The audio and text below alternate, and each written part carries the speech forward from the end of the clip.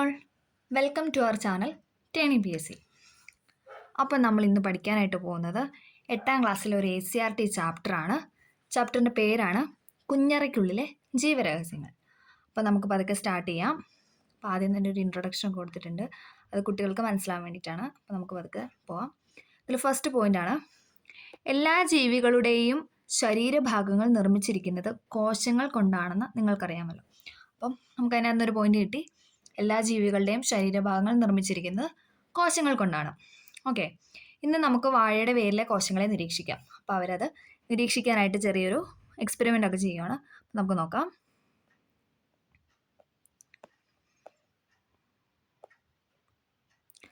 വസ്തുക്കളെ വലുതാക്കി കാണിക്കാനാണല്ലോ മൈക്രോസ്കോപ്പിൻ്റെ ധർമ്മം.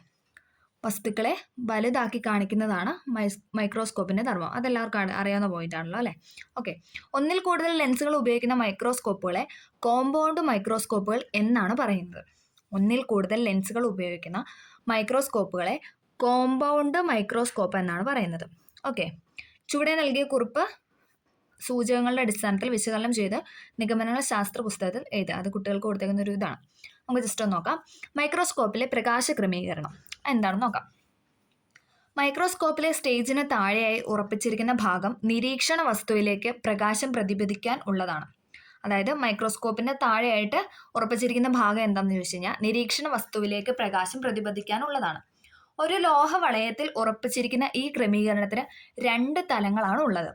സൂര്യപ്രകാശം പ്രതിപദിപ്പിക്കുന്നതിനുള്ള സമതല ദർപ്പണവും കൃത്രിമ പ്രകാശം പ്രതിപദിപ്പിക്കുന്നതിനുള്ള കോൺകേവ് ദർപ്പണവും.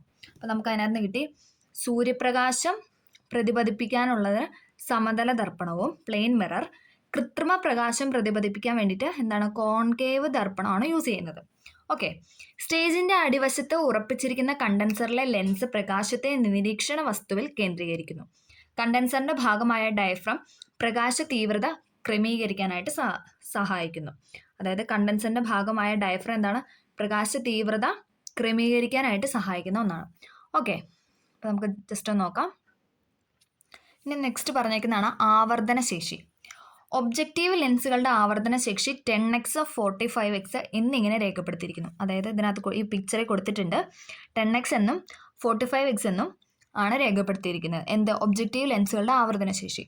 IPCയിലും ഇത്തരത്തിലുള്ള രേഖപ്പെടുത്തൽ കാണാം. ഒബ്ജക്റ്റീവിലും IPCയിലുമുള്ള സംഖ്യകളുടെ ഗുണനഫലമാണ് മൈക്രോസ്കോപ്പിന്റെ ആവർത്തന ശേഷി എന്ന് പറയുന്നത്.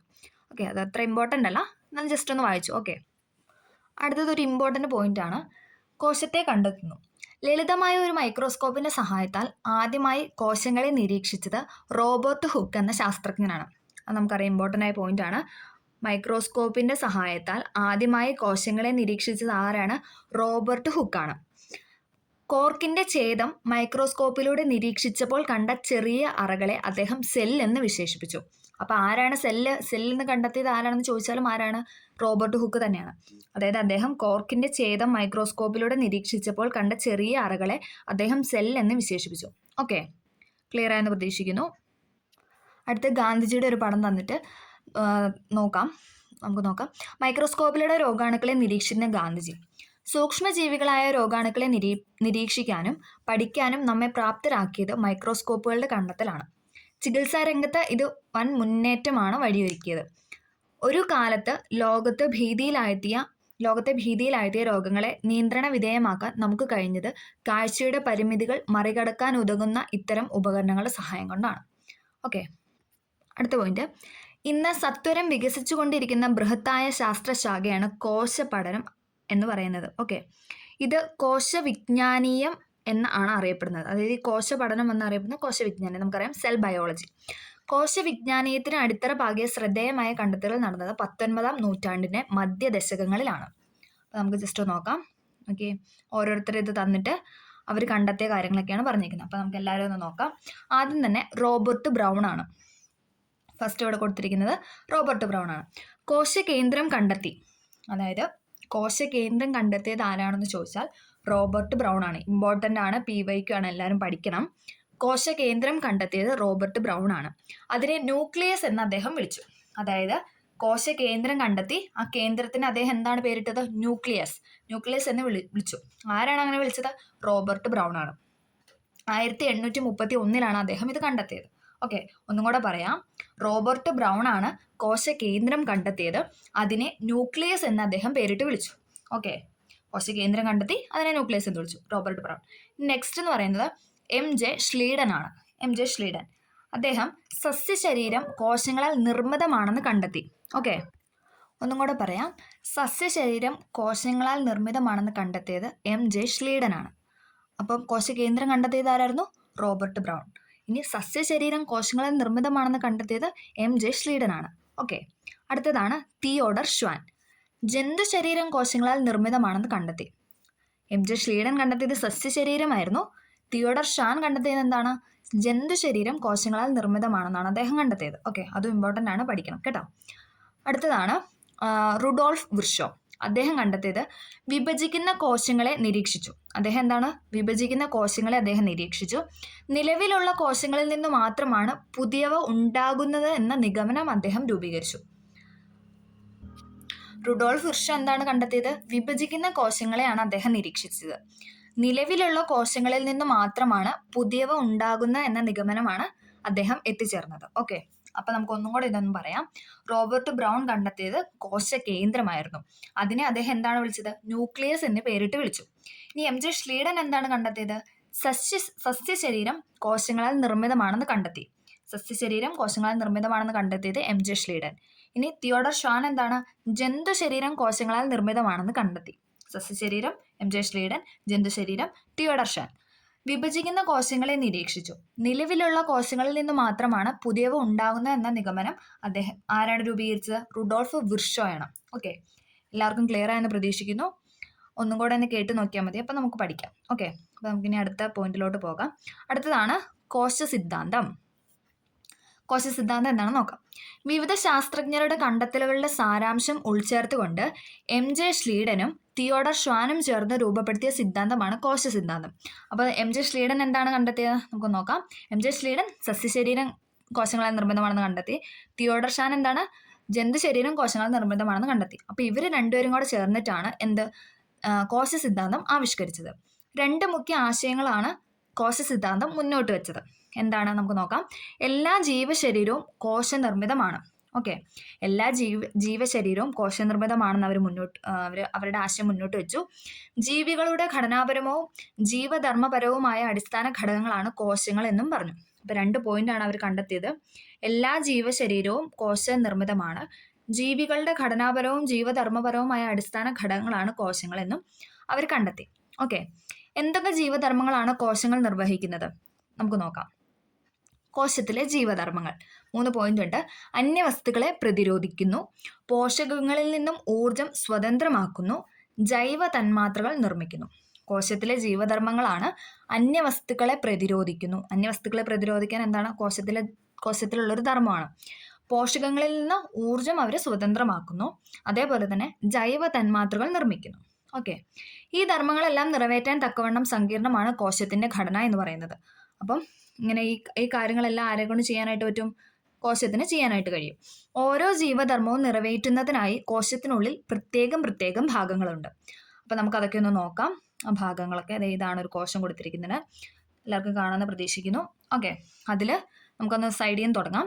മർമ്മമുണ്ട്, കോശസ്തരമുണ്ട്, റൈബോസോം ഉണ്ട്, എൻഡോപ്ലാസ്മിക് റെറ്റിക്കുലം ഉണ്ട്, കോശദ്രവ്യമുണ്ട്, ഹരിതകണം, ഗോൾജി കോംപ്ലക്സ്, ഫേനം, മൈറ്റോകോൺഡ്രിയൻ, കോശഭിത്തി. സെല്ല് നമ്മൾ ഓർക്കും, ഇത്രയും ചെറിയ സെല്ലിലാണ് ഇത്രയും ഭാഗങ്ങളുള്ളത്. ഓക്കെ, അപ്പോൾ ഒന്നും കൂടെ പറയാം. മർമ്മം, കോശസ്തരം, റൈബോസോം, എൻഡോപ്ലാസ്മിക് റെറ്റിക്കുലം, കോശദ്രവ്യം, ഹരിതകണം, ഗോൾജി കോംപ്ലക്സ്, ഫേനം, മൈറ്റോകോൺഡ്രിയൻ, കോശഭിത്തി. ഇത്രയും പാർട്സ് ആണ് ഇതിനുള്ളത്, ഓരോ സെല്ലിലും അടങ്ങിയിട്ടുള്ളത്. ഓക്കെ, അപ്പോൾ നമുക്ക് അടുത്ത് നോക്കാം. ജീവദ്രവ്യവും കോശദ്രവ്യവും. കോശസ്തരത്തിനുള്ളിലെ എല്ലാ പദാർത്ഥങ്ങളെയും ചേർത്ത് ജീവദ്രവ്യം എന്നാണ് പറയുന്നത്. അതായത് നമ്മുടെ കോശത്തിനുള്ളിലെ എല്ലാ പദാർത്ഥങ്ങളെയും, ഇത്രയും നമ്മൾ പറഞ്ഞ ഓരോ പദാർത്ഥങ്ങളുണ്ട്, അപ്പം അതിനെല്ലാത്തിനെയും കൂടെ ചേർത്തിട്ടാണ് നമ്മൾ എന്തെന്ന് പറയുന്നത്? ജീവദ്രവ്യം അഥവാ പ്രോട്ടോപ്ലാസം എന്ന് പറയുന്നത്. ജീവദ്രവ്യത്തിൽ മർമ്മം ഒഴികെയുള്ള ഭാഗമാണ് കോശദ്രവ്യം. അതായത് നമ്മൾ പറഞ്ഞു എല്ലാ പദാർത്ഥങ്ങളെയും ചേർത്ത് ജീവദ്രവ്യം എന്ന് പറയുന്നു. ആ ജീവദ്രവ്യം മർമ്മം ഒഴികെ നമ്മൾ പറയുന്നതിനാണ് കോശദ്രവ്യം അഥവാ സൈറ്റോപ്ലാസം എന്ന് പറയുന്നത്. ജീവൽ പ്രവർത്തനങ്ങൾക്ക് ആവശ്യമായ എല്ലാ ഘടകങ്ങളും കോശദ്രവ്യത്തിൽ അടങ്ങിയിട്ടുണ്ട്. ജീവൽ പ്രവർത്തനങ്ങൾക്ക് ആവശ്യമായ എല്ലാ ഘടകങ്ങളും എവിടെയുണ്ട്? കോശദ്രവ്യത്തിലുണ്ട്, അതായത് മർമ്മ ഒഴികെയുള്ള ഭാഗത്തുണ്ട്. ജീവധർമ്മങ്ങളുടെ നിർവഹണത്തിനായി കോശദ്രവ്യത്തിൽ കാണപ്പെടുന്ന സവിശേഷ ഘടകങ്ങളാണ് കോശാംഗങ്ങൾ അഥവാ സെൽ ഓർഗനൽസ് എന്ന് പറയുന്നത്. ധർമ്മങ്ങളുടെ നിർവഹണത്തിനായി കോശദ്രവ്യത്തിൽ കാണപ്പെടുന്ന സവിശേഷ ഘടകങ്ങളാണ് കോശാംഗങ്ങൾ അഥവാ സെൽ ഓർഗനൽസ് എന്ന് പറയുന്നത്. ഒന്നും കൂടെ പറയാം.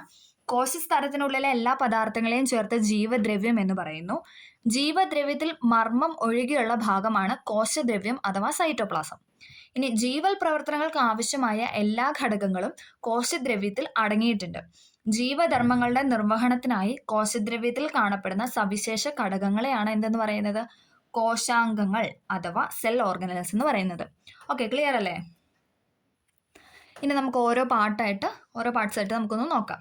ഫസ്റ്റ് തന്നെ മൈറ്റോകോൺട്രിയം ആണ് കൊടുത്തിരിക്കുന്നത്. അതിൻ്റെ പിക്ചർ ഇവിടെ തന്നിട്ടുണ്ട്, നമുക്ക് നോക്കാം. കോശത്തിലെ ഊർജ്ജ നിലയമാണ് മൈറ്റോകോൺട്രിയ എന്ന് പറയുന്നത്. അതായത് കോശത്തിനുള്ളിലെ ഊർജ്ജ നിലയമാണ് മൈറ്റോകോൺട്രിയ. ഊർജ്ജ നിർമ്മാണത്തിനും സംഭരണത്തിനും ആയിട്ടാണ് ഈ മൈറ്റോകോൺട്രിയ സഹായിക്കുന്നത്. ഊർജ്ജ നിർമ്മാണം അത് സംഭരിച്ചു വെക്കുന്നത് ആരാണ്? മൈറ്റോകോൺട്രിയ ആണ്. കോശത്തിലെ ഊർജ്ജ നിലയമാണ് മൈറ്റോകോൺട്രിയ. ഊർജ്ജ നിർമ്മാണത്തിനും സംഭരണത്തിനും സഹായിക്കുന്നത് മൈറ്റോകോൺട്രിയ ആണ്.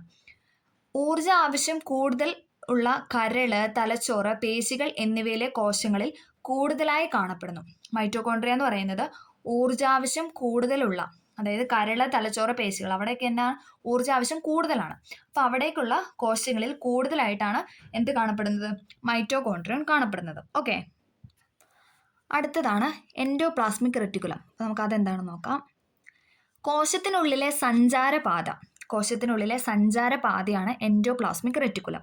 കോശത്തിനുള്ളിൽ പദാർത്ഥ സംവഹനം നടക്കുന്നത് എൻഡോപ്ലാസ്മിക് റെറ്റിക്കുലത്തിലൂടെയാണ്. ഒന്നും കൂടെ പറയാം. കോശത്തിനുള്ളിലെ സഞ്ചാരപാതയാണ് എൻഡോപ്ലാസ്മിക് റെറ്റിക്കുലം. കോശത്തിനുള്ളിൽ പദാർത്ഥ സംവഹനം നടക്കുന്നത് എൻഡോപ്ലാസ്മിക് റെറ്റിക്കുലത്തിലൂടെയാണ്.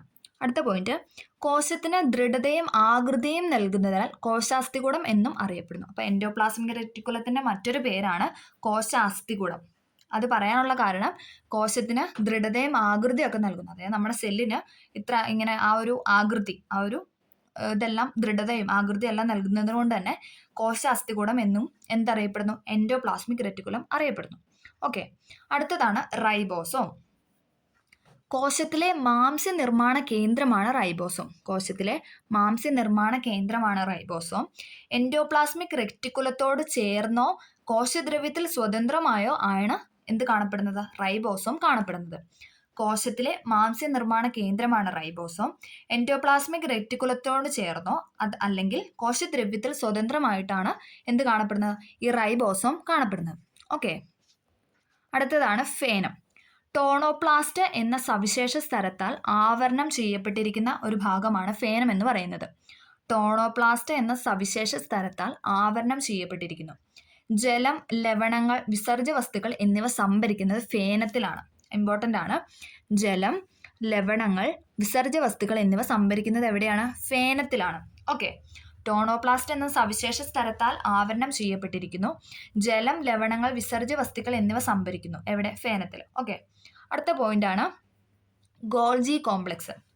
രാസാഗ്നികൾ, ഹോർമോണുകൾ, ശ്ലേഷ്മരസം തുടങ്ങിയ കോശസ്രവങ്ങളെ ചെറുസ്തരസഞ്ചികളാക്കുന്നു. ആര്? Golgi complex. ഒന്നും കൂടെ പറയാം. രാസാഗ്നികൾ, ഹോർമോണ്, ശ്ലേഷ്മരസം തുടങ്ങിയ കോശസ്രവങ്ങളെ ചെറുസ്തരസഞ്ചികളിലാക്കുന്നത് ഗോൾജി കോംപ്ലക്സ് ആണ്. ഗ്രന്ഥി കോശങ്ങളിൽ കൂടുതലായിട്ട് കാണപ്പെടുന്നു. അതായത് ഗ്രന്ഥി കോശങ്ങളിലാണ് ഈ ഗോൾജി കോംപ്ലക്സ് കൂടുതലായിട്ട് കാണപ്പെടുന്നത്. ഓക്കെ, എല്ലാവർക്കും ക്ലിയർ ആയെന്ന് പ്രതീക്ഷിക്കുന്നു. അപ്പോൾ അടുത്ത പോയിന്റാണ് വളർച്ചയുടെ പടവുകൾ എന്ന് പറഞ്ഞൊരു ഹെഡിങ്. അപ്പോൾ നമുക്കതൊന്ന് നോക്കാം. കോശവിജ്ഞാനീയത്തിൻ്റെ വളർച്ച മൈക്രോസ്കോപ്പുകളുടെ ഗവേഷണ രംഗത്തുണ്ടായ വളർച്ചയുടെ ഫലമാണ് എന്ന് പറയാം. സാധാരണ മൈക്രോസ്കോപ്പുകൾക്ക് വസ്തുക്കളെ പരമാവധി 2000 മടങ്ങ് മാത്രമേ വലുതായി കാണിക്കാൻ കഴിയൂ. അതായത് നോർമലി മൈക്രോസ്കോപ്പുകൾക്ക് എന്താണ് വസ്തുക്കളുടെ ആ ഒരു സൈസ് എന്ന് പറയുന്നത് 2000 മടങ്ങായിരുന്നു കാണിക്കാൻ കഴിഞ്ഞിരുന്നത്. പ്രകാശ സ്രോതസ്സിന് പകരം ഇലക്ട്രോണുകളെ ഉപയോഗപ്പെടുത്തുന്നവയാണ് ഇലക്ട്രോൺ മൈക്രോസ്കോപ്പുകൾ. വസ്തുക്കളെ വ്യക്തതയോടെ അനേക ലക്ഷം മടങ്ങ് വലുപ്പത്തിൽ കാണാൻ കഴിയുന്ന ഇലക്ട്രോൺ മൈക്രോസ്കോപ്പുകളുടെ ആവിർഭാവത്തോടെയാണ് കോശത്തിനുള്ളിലെ സൂക്ഷ്മ ഘടകങ്ങളായ കോശാംഗങ്ങളെക്കുറിച്ച് നമുക്ക് വ്യക്തമായ ധാരണ ലഭിച്ചത്. അപ്പോൾ അതിനകത്ത് മനസ്സിലായി. അപ്പോൾ നോർമലി നമുക്ക് 2000 മടങ്ങ് വരെയൊക്കെയായിരുന്നു കാണാനായിട്ട് കഴിഞ്ഞത്. അതിനുശേഷം പ്രകാശ സ്രോതസ്സിന് പകരം ഇലക്ട്രോണുകൾ ഉപയോഗിച്ച് തുടങ്ങിയപ്പോൾ എന്താണ്, നമുക്കത് അനേക ലക്ഷം മടങ്ങ് വലുപ്പത്തിൽ കാണാനായിട്ട് കഴിയാൻ തുടങ്ങി. ഓക്കെ, ശാസ്ത്രം സാങ്കേതിക വിദ്യയുടെ വളർച്ചയ്ക്കും സാങ്കേതികവിദ്യ ശാസ്ത്രത്തിൻ്റെ വളർച്ചയ്ക്കും സഹായകമാവുന്നതിന് ഉത്തമ ഉദാഹരണമാണ് മൈക്രോസ്കോപ്പിൻ്റെ ചരിത്രം. ജീവന്റെ കുഞ്ഞറകളെ നിരീക്ഷിക്കാൻ റോബർട്ട് ഹുക്കിനെ സഹായിച്ച ലളിതമായ മൈക്രോസ്കോപ്പ് മുതൽ കുഞ്ഞറയ്ക്കുള്ളിലെ ജീവരഹസ്യങ്ങൾ മനസ്സിലാക്കാൻ നമ്മെ പ്രാപ്തരാക്കിയ നൂതന മൈക്രോസ്കോപ്പുകൾ വരെയുള്ള ചിത്രങ്ങളും വിവരങ്ങളും ശേഖരിക്കുന്നത് ഏറെ കൗതുകകരമായിരിക്കും. അത് കുട്ടികൾക്ക് കൊടുത്തൊരു ഇതാണ്.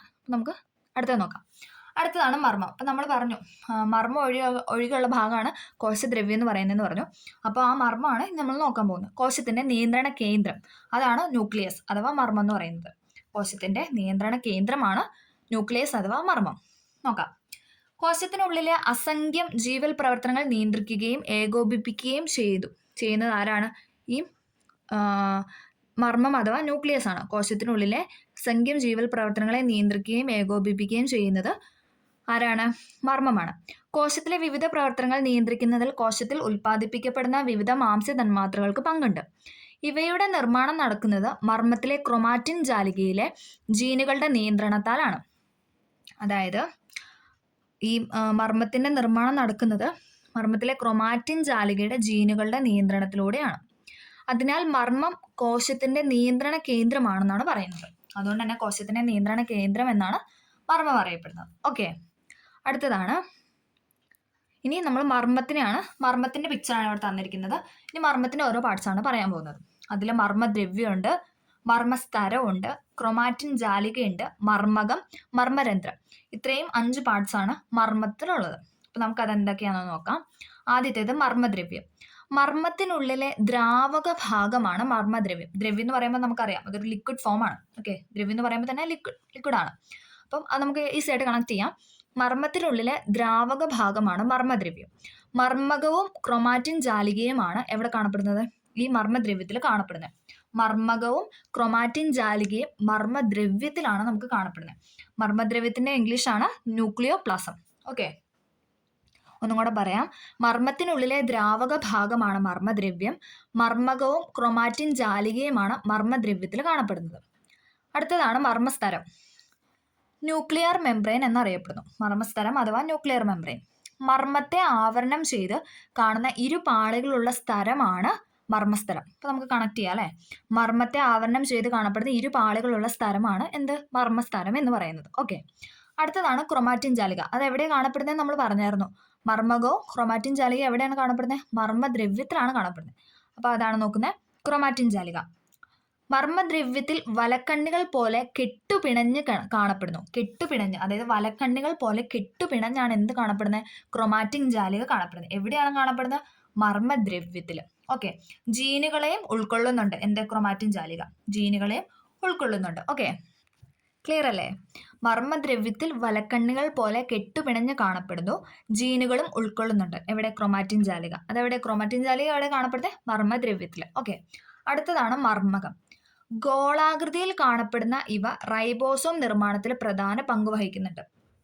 മർമ്മകം ഏത് ഷേപ്പാണ്? ഗോളാകൃതിയിലാണ്. അത് റൈബോസോം നിർമ്മാണത്തിന് പ്രധാന പങ്ക് വഹിക്കുന്നുണ്ട്. ഓക്കെ, അടുത്തതാണ് മർമ്മരന്ധ്രം അഥവാ ന്യൂക്ലിയർ പോർ. മർമ്മസ്തരത്തിലെ സുഷിരങ്ങളാണ്, നമുക്കറിയാം പോസ് എന്ന് പറഞ്ഞാൽ എന്താണ്? സുഷിരം, ഓരോരോ ഹോൾസ് ആണ്. ഓക്കെ, മർമ്മസ്തരത്തിലെ സുഷിരങ്ങളാണ് മർമ്മരന്ധ്രം എന്ന് പറയുന്നത്. മർമ്മകത്തിനകത്തേക്കും പുറത്തേക്കുമുള്ള പദാർത്ഥ സംവഹനത്തിന് സഹായിക്കുന്നു. മർമ്മത്തിനകത്തേക്കും മർമ്മത്തിന് പുറത്തേക്കുമുള്ള പദാർത്ഥ സംവഹനത്തിന് സഹായിക്കുന്നു. നമുക്കറിയാം ഓരോ പോഴ്സ് ഉള്ളതുകൊണ്ട് ആ പോഴ്സിനകത്തോടെയാണ് പുറത്തേക്കും അകത്തേക്കും ഒക്കെ പോകുന്നത്, പദാർത്ഥം പോകുന്നത്. ഓക്കെ, അപ്പം എല്ലാം ക്ലിയർ ആയെന്ന് പ്രതീക്ഷിക്കുന്നു. മർമ്മമാണ് കൊടുത്തിരിക്കുന്നത്. അതിൽ 5 പാർട്ടുണ്ട്. മർമ്മദ്രവ്യം, മർമ്മസ്തരം, ക്രൊമാറ്റിൻ ജാലിക, മർമ്മകം, മർമ്മരന്ധ്രം. ഓക്കെ, ക്ലിയർ ആയെന്ന് പ്രതീക്ഷിക്കുന്നു. അടുത്തതാണ് പ്രോക്യാരിയോട്ടുകളും യൂക്യാരിയോട്ടുകളും. ബാക്ടീരിയ, സയനോബാക്ടീരിയ, മൈക്കോപ്ലാസ്മ തുടങ്ങിയവയുടെ കോശത്തിൽ മർമ്മം കാണപ്പെടുന്നില്ല. ഇമ്പോർട്ടൻ്റ് ആണ്. ബാക്ടീരിയ, സയനോബാക്ടീരിയ, മൈക്കോപ്ലാസ്മ തുടങ്ങിയവയുടെ കോശത്തിൽ മർമ്മം കാണപ്പെടുന്നില്ല. ആ മർമ്മമില്ലാത്തതിനാൽ തന്നെ അതിനെ നമ്മൾ പറയുന്നത് പ്രോക്യാരിയോട്ടുകൾ എന്നാണ്. അതും PYQ ആണ്. മർമ്മമില്ലാത്തതിനാൽ നമ്മൾ ബാക്ടീരിയ അല്ലെ സൈനോബാക്ടീരിയ, മൈക്രോപ്ലാസ്മ ഇവരെയൊക്കെ നമ്മൾ എന്തെന്നാ പറയുന്നത്? പ്രോക്യാരിയോട്ടുകൾ എന്നാണ് പറയുന്നത്. ഓക്കെ, ക്ലിയർ അല്ലേ? എന്നാൽ അമീബ, ജന്തുക്കൾ, സസ്യങ്ങൾ എന്നിവയുടെ കോശങ്ങളിൽ സ്തരത്താൽ ആവരണം ചെയ്യപ്പെട്ട വ്യക്തമായ മർമ്മം കാണപ്പെടുന്നുണ്ട്. അപ്പം അമീബ, ജന്തുക്കൾ, സസ്യങ്ങൾ അവയുടെയൊക്കെ കോശത്തിൽ എന്താണ്? സ്ഥലത്താൽ ആവരണം ചെയ്യപ്പെട്ട എന്ത് കാണുന്നു? മർമ്മം കാണപ്പെടുന്നുണ്ട്. അതുകൊണ്ട് തന്നെ അത്തരം ജീവികളാണ് നമ്മൾ യൂക്യാരിയോട്ട് എന്ന് പറയുന്നത്. അതും ഇമ്പോർട്ടൻ്റ് ആണ്, PYQ ആണ്. യൂക്യാരിയോട്ട്. ഓക്കെ, അപ്പം മർമ്മം ഉള്ളതിനെയാണ് നമ്മൾ യൂക്യാരിയോട്ട് എന്ന് പറയുന്നത്. മർമ്മമില്ലാത്തതിനെ എന്താണ് പറയുന്നത്? പ്രോക്യാരിയോട്ടുകൾ എന്നാണ് പറയുന്നത്. ഓക്കെ, ക്ലിയർ അല്ലേ? അടുത്തതാണ് ജീവസ്തരങ്ങൾ.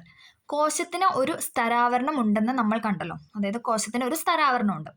ഈ ആവരണമാണ് കോശത്തെ സമീപ കോശങ്ങളിൽ നിന്ന് വേർതിരിക്കുന്നത്. കോശത്തിന് മാത്രമല്ല മർമ്മത്തിനും മിക്ക കോശാംഗങ്ങൾക്കും സ്തരാവരണമുണ്ട്.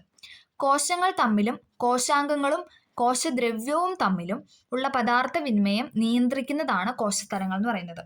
അപ്പോൾ കോശസ്തരത്തിൻ്റെ പോയിന്റ് എന്ന് പറഞ്ഞു കഴിഞ്ഞാൽ കോശങ്ങൾ തമ്മിലും കോശാംഗങ്ങളും കോശദ്രവ്യം തമ്മിലും പദാർത്ഥ വിനിമയം നിയന്ത്രിക്കുന്നത് ആരാണ്? ജീവസ്തരങ്ങളാണ്. ആവശ്യമായ പദാർത്ഥങ്ങളെ മാത്രം കടത്തിവിടുന്നതിനാൽ ഈ സ്തരങ്ങൾ വരണധാരിസ്തരങ്ങൾ എന്നാണ് അറിയപ്പെടുന്നത്.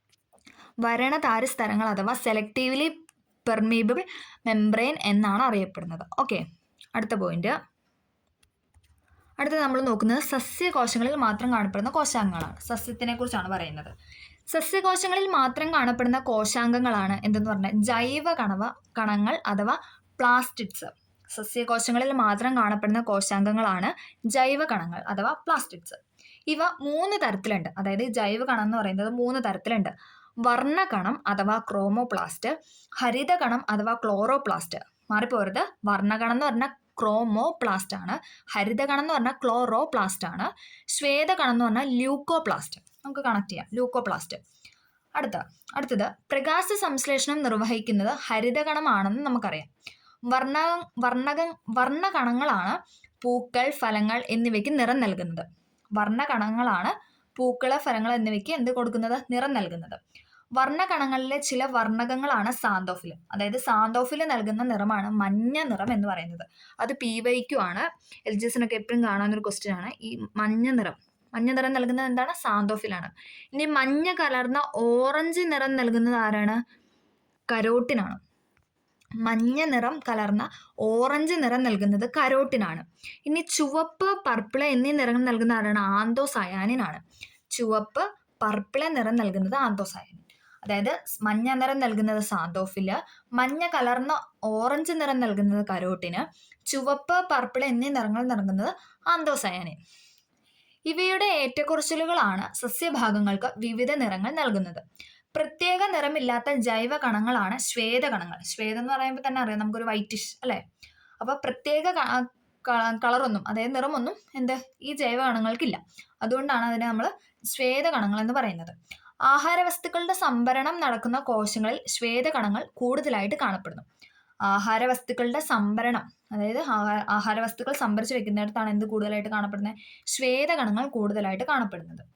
അടുത്തത്, പാകമാകുന്നതിനനുസരിച്ച് ഫലങ്ങളിലെ ഹരിതകണങ്ങൾ വർണ്ണകണങ്ങളായി മാറുന്നു.